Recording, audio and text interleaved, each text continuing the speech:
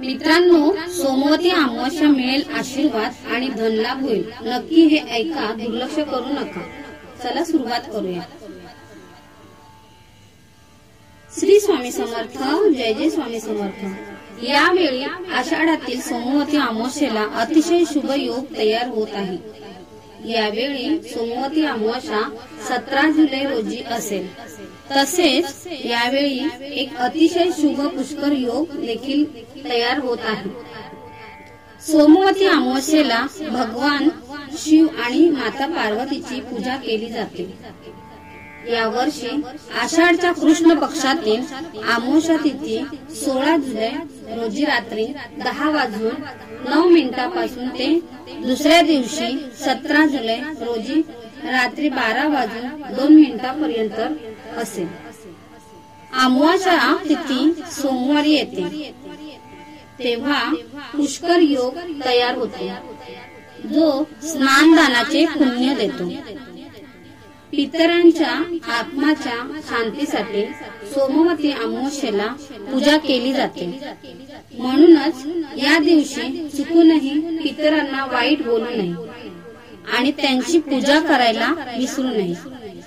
सोमवती अमावस्येच्या दिवशी कुत्रे, गाय, कावळे यांना दुखवू नये।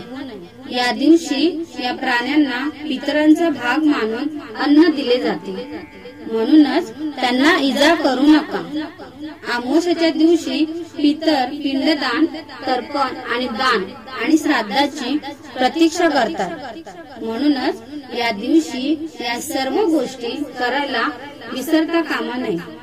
जर तुम्ही या गोष्टी करायला विसरलात तर पितर संतप्त होऊन तुम्हाला शाप देतात। सोमवती अमावस्येच्या दिवशी केलेल्या पूजेचे शुभ फळ मिळण्यासाठी दिवसभर ब्रह्मचर्य पाळावे। नियमाचे पालन न केल्यास पूजेचे पूर्ण फळ मिळत नाही। सोमवती अमावस्येच्या दिवशी तामसिक वस्तूंना हात लावू नये। चुकूनही मांस, दारू पिऊ नये, तरच या दिवशी केलेल्या पूजेचे चांगले फळ मिळते। सोमवती अमावस्येच्या दिवशी घराच्या स्वच्छतेकडे विशेष लक्ष दिले पाहिजे। घरामध्ये किंवा आजूबाजूला घाण पसरू नये। तसेच पूजा शुभ आणि फलदायी होते। सोमवती अमावस्येच्या दिवशी कोणीही वाईट बोलू नये, भांडण करू नये।